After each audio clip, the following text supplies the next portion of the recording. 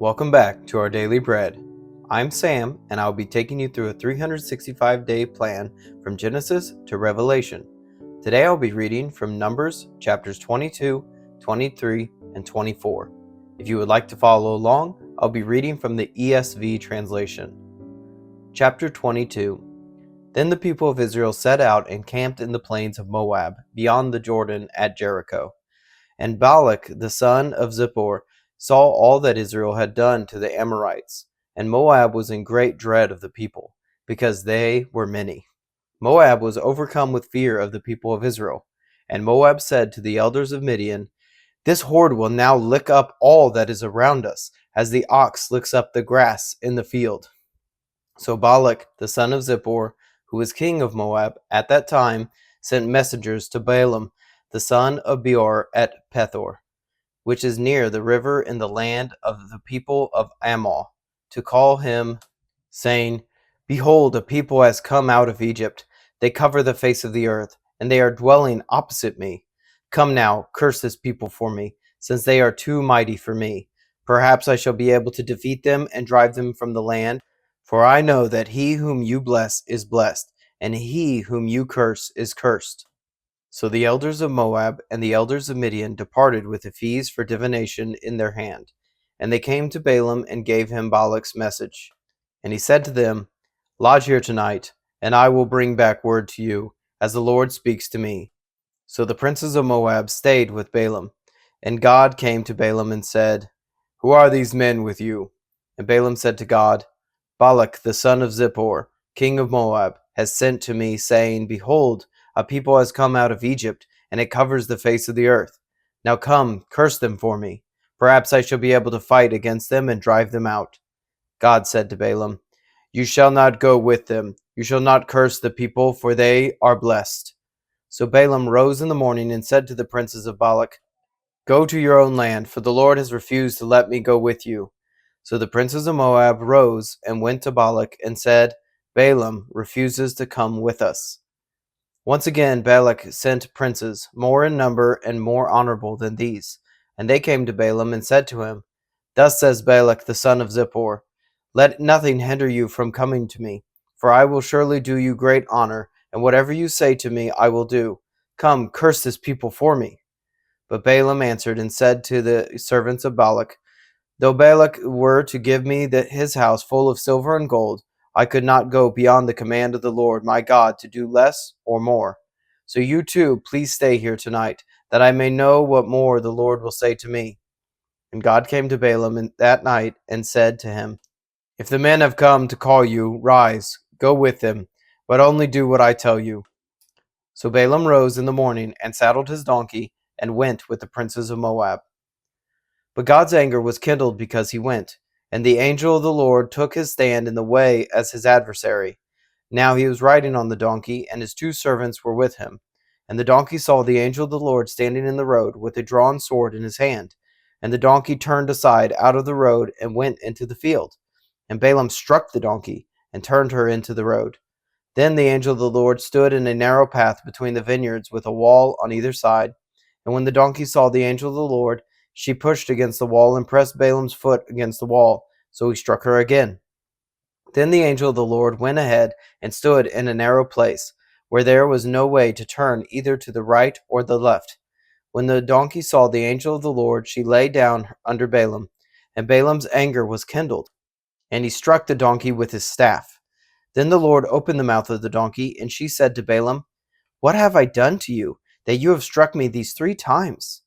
And Balaam said to the donkey, "Because you have made a fool of me. I wish I had a sword in my hand, for then I would kill you."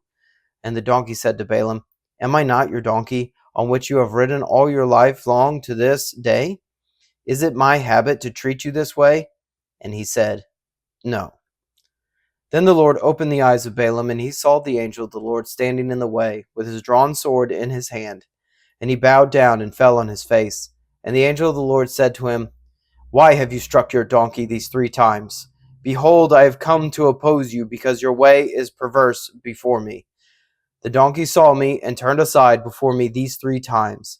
If she had not turned aside from me, surely just now I would have killed you and let her live." Then Balaam said to the angel of the Lord, I have sinned, for I did not know that you stood in the road against me. Now therefore, if it is evil in your sight, I will turn back. And the angel of the Lord said to Balaam, Go with the men, but speak only the word that I tell you. So Balaam went on with the princes of Balak. When Balak heard that Balaam had come, he went out to meet him at the city of Moab, on the border formed by the Arnon, at the extremity of the border. And Balak said to Balaam, Did I not send to you to call you? Why did you not come to me? Am I not able to honor you? Balaam said to Balak, Behold, I have come to you. Have I now any power of my own to speak anything? The word that God puts in my mouth, that must I speak. Then Balaam went with Balak, and they came to Kiriath Hazoth. And Balak sacrificed oxen and sheep, and sent for Balaam and for the princes who were with him. And in the morning Balak took Balaam, and brought him up to Bamoth Baal, and from there he saw a fraction of the people. Chapter 23. And Balaam said to Balak, Build for me here 7 altars, and prepare for me here 7 bulls and 7 rams. Balak did as Balaam had said, and Balak and Balaam offered on each altar a bull and a ram. And Balaam said to Balak, Stand beside your burnt offering, and I will go. Perhaps the Lord will come to meet me, and whatever he shows me I will tell you. And he went to a bare height, and God met Balaam. And Balaam said to him, I have arranged the 7 altars, and I have offered on each altar a bull and a ram. And the Lord put a word in Balaam's mouth, and said, Return to Balak, and thus you shall speak. And he returned to him, and behold, he and all the princes of Moab were standing beside his burnt offering. And Balaam took up his discourse, and said, From Aram Balak has brought me, the king of Moab from the eastern mountains. Come, curse Jacob for me, and come, denounce Israel. How can I curse whom God has not cursed? How can I denounce whom the Lord has not denounced? For from the top of the crags I see him, from the hills I behold him. Behold a people dwelling alone, and not counting itself among the nations. Whom can count the dust of Jacob, or number the 4th part of Israel? Let me die the death of the upright, and let my end be like his. And Balak said to Balaam, What have you done to me? I took you to curse my enemies, and behold, you have done nothing but bless them. And he answered and said, Must I not take care to speak what the Lord puts in my mouth? And Balak said to him, Please come with me to another place, from which you may see them. You shall see only a fraction of them, and shall not see them all. Then curse them for me from there. And he took him to the field of Zophim, to the top of Pisgah, and built 7 altars, and offered a bull and a ram on each altar. Balaam said to Balak, Stand here beside your burnt offering, while I meet with the Lord over there. And the Lord met Balaam, and put a word in his mouth, and said, Return to Balak, and thus shall you speak. And he came to him, and behold, he was standing beside his burnt offering, and the princes of Moab with him. And Balak said to him, What has the Lord spoken? And Balaam took up his discourse, and said, Rise, Balak, and hear.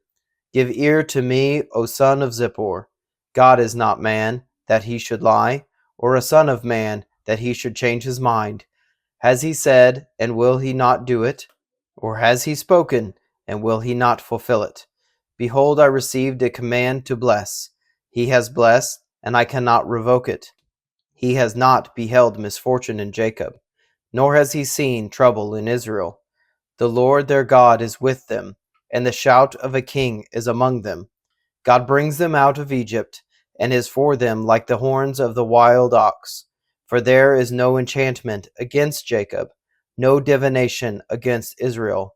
Now it shall be said of Jacob and Israel, What has God wrought? Behold a people, as a lioness it rises up, and as a lion it lifts itself. It does not lie down until it has devoured the prey and drunk the blood of the slain. And Balak said to Balaam, Do not curse them at all, and do not bless them at all. But Balaam answered Balak, Did I not tell you all that the Lord says that I must do? And Balak said to Balaam, Come now, I will take you to another place. Perhaps it will please God that you may curse them for me from there. So Balak took Balaam to the top of Peor, which overlooks the desert. And Balaam said to Balak, Build for me here 7 altars, and prepare for me here 7 bulls and 7 rams. And Balak did as Balaam had said, and offered a bull and a ram on each altar. Chapter 24. When Balaam saw that it pleased the Lord to bless Israel, he did not go, as at other times, to look for omens, but set his face toward the wilderness. And Balaam lifted up his eyes and saw Israel camping tribe by tribe, and the Spirit of God came upon him. And he took up his discourse and said, The oracle of Balaam the son of Beor, the oracle of the man whose eye is opened, the oracle of him who hears the words of God, who sees the vision of the Almighty, falling down with his eyes uncovered. How lovely are your tents, O Jacob, your encampments, O Israel, like palm groves that stretch afar, like gardens beside a river, like aloes that the Lord has planted, like cedar trees beside the waters. Water shall flow from his buckets, and his seas shall be in many waters.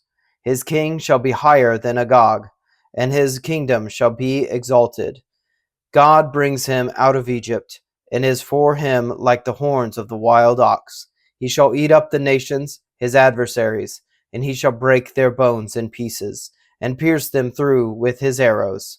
He crouched, he lay down like a lion, and like a lioness who will rouse him up. Blessed are those who bless you, and cursed are those who curse you. And Balak's anger was kindled against Balaam, and he struck his hands together. And Balak said to Balaam, I called you to curse my enemies, and behold, you have blessed them these 3 times. Therefore now flee to your own place. I said, I will certainly honor you, but the Lord has held you back from honor. And Balaam said to Balak, Did I not tell your messengers whom you sent to me? If Balak should give me his house full of silver and gold, I would not be able to go beyond the word of the Lord, to do either good or bad of my own will. What the Lord speaks, that will I speak. And now, behold, I am going to my people. Come, I will let you know what this people will do to your people in the latter days. And he took up his discourse and said, The oracle of Balaam the son of Beor, the oracle of the man whose eye is opened, the oracle of him who hears the words of God, and knows the knowledge of the Most High, who sees the vision of the Almighty, falling down with his eyes uncovered. I see him, but not now. I behold him, but not near. A star shall come out of Jacob, and a scepter shall rise out of Israel. It shall crush the forehead of Moab, and break down all the sons of Sheth. Edom shall be dispossessed. Seir also, his enemies, shall be dispossessed. Israel is doing valiantly, and one from Jacob shall exercise dominion, and destroy the survivors of the cities. Then he took on Amalek, and took up his discourse, and said, Amalek was the first among the nations, but its end is utter destruction. And he looked on the Kenite, and took up his discourse, and said, Enduring is your dwelling place, and your nest is set in the rock. Nevertheless, Cain shall be burned, when Asher takes you away captive. And he took up his discourse, and said, Alas, who shall live when God does this? But ships shall come from Kittim, and shall afflict Asher and Eber, and he too shall come to utter destruction. Then Balaam rose and went back to his place, and Balak also went his way. Thank you for joining me today in our Bible reading. You can find us on Substack and YouTube at Up+Out Show, or Our Daily Bread, wherever you get your podcasts. Please consider subscribing. If you enjoyed this reading today, please like and share. If you have any thoughts about the verses read, please leave a comment. Thank you, and have a blessed day.